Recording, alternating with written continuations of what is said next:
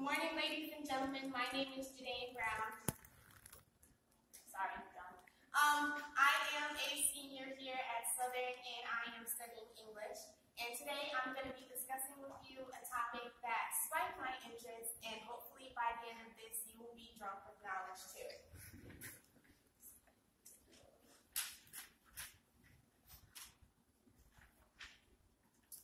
Martin Luther King Jr. achieved the Holy Grail, something few are able to do: the rhetorical trinity of ethos, pathos, and logos.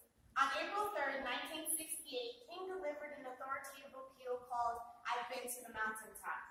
The concept of the speech was a call to action for the Black community to right the wrongs of the Memphis Department for the Black sanitation workers. The sanitation workers' strike began when E. Cole and Robert Walker were crushed by a garbage truck compactor that turned on after an electrical switch malfunction. 1,300 Black sanitation workers suffered tragically. They wanted job safety, better wages, and benefits and union recognition. But the Memphis Public Works Department lacked to give the Black sanitation workers the civil rights and the inherent rights they deserved. They were subject to abuse, racism, and discrimination by the city. On March 18th, King flew to Memphis to speak to 25,000 who supported the sanitation workers. On March 28th, King returned to help lead the march of the sanitation workers and supporters. On March 29th, King was not there, but 200 sanitation workers marched carrying signs saying, "I am a man," because they were hardworking Black men who deserved equal rights. Finally, on April 3rd, 1968, King returned to support the strike and deliver his speech, "I've Been to the Mountaintop." King's speech was a sermon as well as a summons to establish unity amongst the Black community, to acknowledge the injustice of the Memphis Black sanitation workers, to organize a nonviolent protest, to withdraw economic support from white-owned businesses, and to strengthen Black-owned businesses. King utilizes the rhetorical trinity, ethos, pathos, and logos to call his community to action. So what is ethos? Ethos is the argument by character. Ethos is the persuader's personality, reputation, and ability to appear trustworthy. Ethos is appearance, credibility, and influence. King appears put together, and his dress is professional. Whenever you see him, he is in a suit and tie, and when he isn't, he's a nice button-down and slacks. His experience as a pastor, father, humanitarian, activist, member of the executive committee of the NAACP, as well as the president of the Southern Christian Leadership Conference, creates his credibility. He has experience to back up who he is. His influence is developed by his popularity and fame, whether good or bad, and he is able to command his audience and get them to move. King is relatable to the Black community because he is Black. He knows the fight they are struggling for because he is experiencing the abuse, racism, and discrimination firsthand. He is able to make connections, understand, and share feelings with others. King states, "We mean business now, and we are determined to gain our rightful place in God's world." And that's what this whole thing is about. We aren't engaged in negative protests and in any negative arguments with anybody. We are saying that we are determined to be men. We are saying that we are determined to be people. We are saying that we are God's children, and that we are God's children. We don't have to live like we are forced to live. King's speech depicts a situation that promotes his ethos. This shares his credibility, relatability, and connection, which relates his community, especially when he uses we. Here is a Black man who has experienced abuse, racism, and discrimination, and is risking his life for civil rights. He relates strongly with those who are experiencing the same crisis and this connection that he has with his community. I've talked a little bit about ethos. Now let's talk about logos.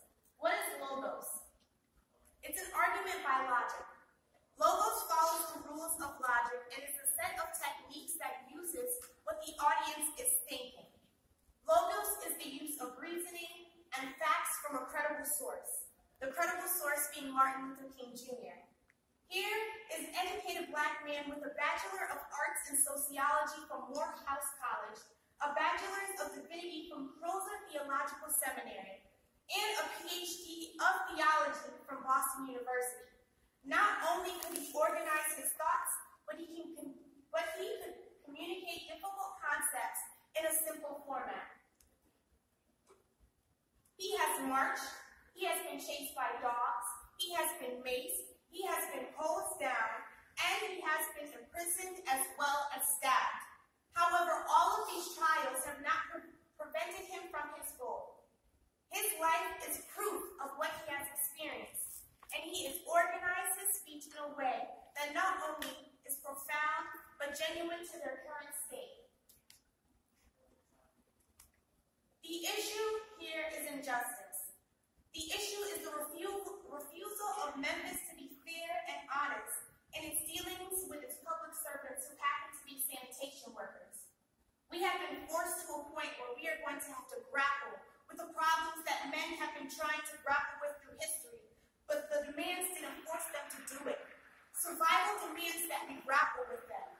Men, for years now, have been talking about war and peace, but now, no longer can they just talk about it. It is no longer a choice between violence and nonviolence in this world. It's nonviolence or non-existence. That is where we are today. He commands his audience by giving them two choices, by using rhetorical strategy known as a dialysis, either nonviolence or non-existence.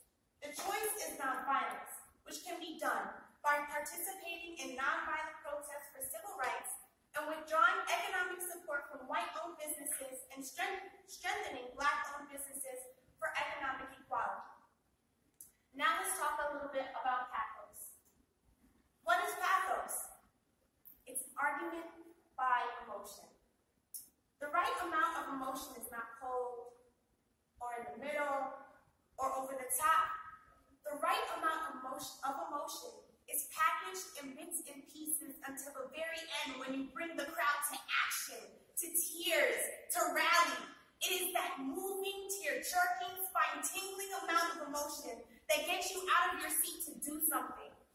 Coming up on the end of his speech, after using another rhetorical strategy known as an anecdote or a story, he talks about Bull Connors, a commissioner of public safety who opposed activities of the civil rights movement, who sent dogs and hosed them down with fire hoses during the march in Birmingham, Alabama. And after using another rhetorical strategy known as an extended metaphor, he brings up the parable of the Good Samaritan, illustrating that man should consider his brother first, and not himself. So what does King do after this? He talks about a sneeze. After being stabbed in New York City, a student from White Plains High School broke him a leg.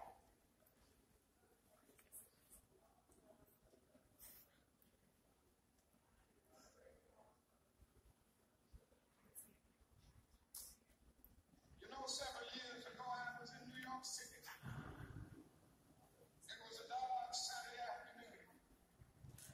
The minute Black woman came up, the only question I heard from her was, "You, Martin Luther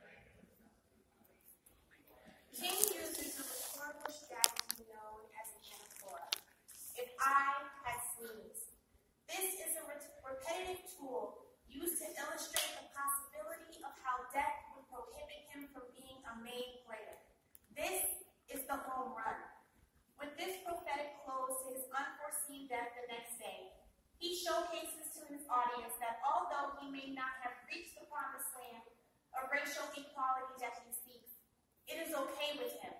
What matters is that his community and supporters keep fighting for civil rights. King's persuasive rhetoric regarding his belief for racial equality is so powerful that those around him are empowered and they realize that they must continue this fight for civil rights, and even if he is not there to witness it. This is the impact Martin Luther King Jr. made by using the rhetorical trinity of ethos, logos,